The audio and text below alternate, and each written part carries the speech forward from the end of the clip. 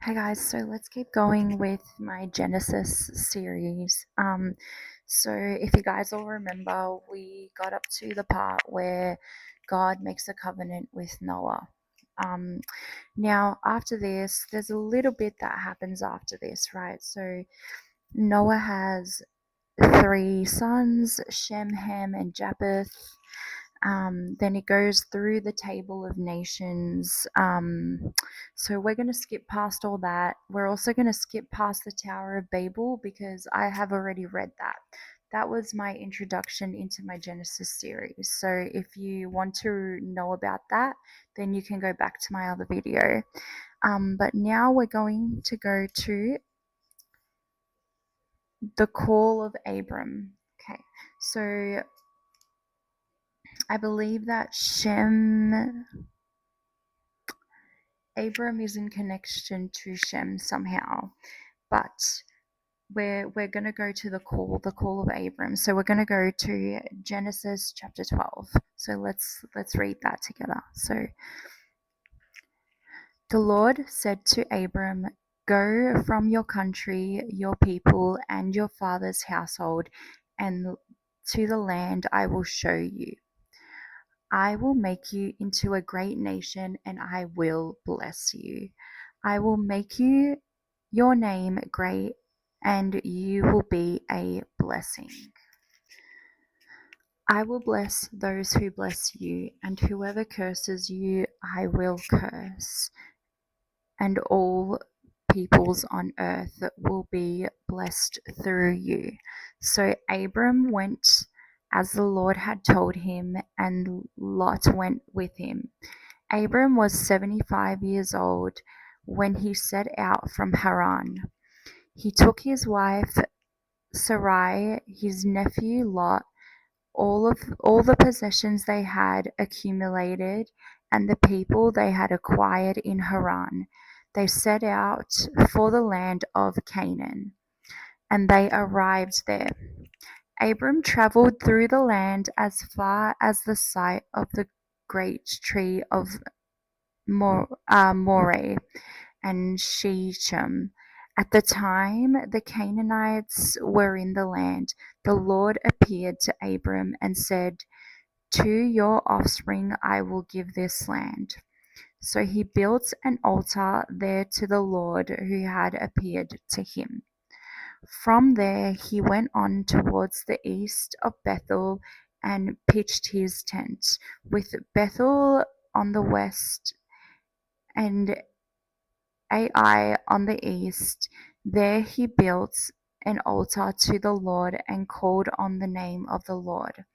Then Abram set out and continued toward Negev. And then we're going to keep going here. So, um, Abram in Egypt. Now there was a famine in the land. Abram went down to Egypt to live there for a while because the famine was severe. As he was about to enter Egypt, he said to his wife Sarai, "I know what a beautiful woman you are. When the Egyptians see you, they will say, 'This is his wife.' Then they will kill me, but will let you live.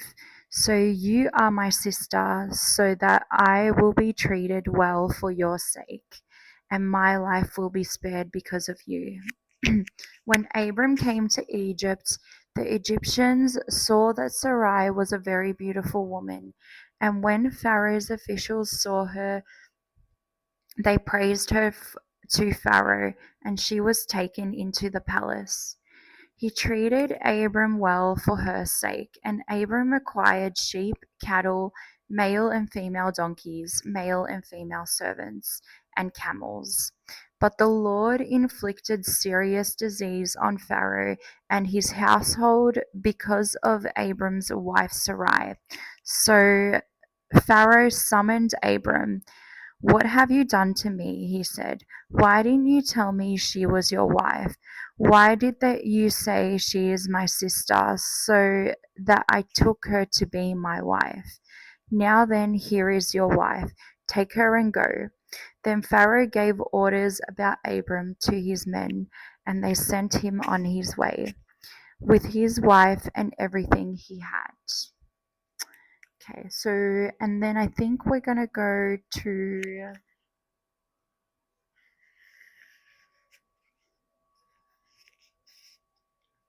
okay, we're gonna leave it there for now. We're gonna leave it there for now, and then when I have time again, we're going to keep going on with chapter 13.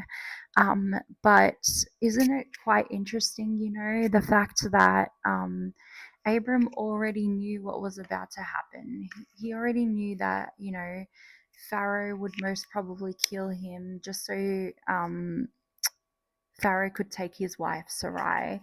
And, just it's very interesting how things worked back then, and the fact that God God allowed for Pharaoh's entire household to get sick just for taking on Sarai. Like it amazes me whenever I read the Old Testament, things are not this way anymore, but I feel like there's just so much important, lessons that we can still keep learning from Genesis. So, yeah, I'll as when I have the time, I'm gonna keep going with my Genesis series. But as always, may God bless you all.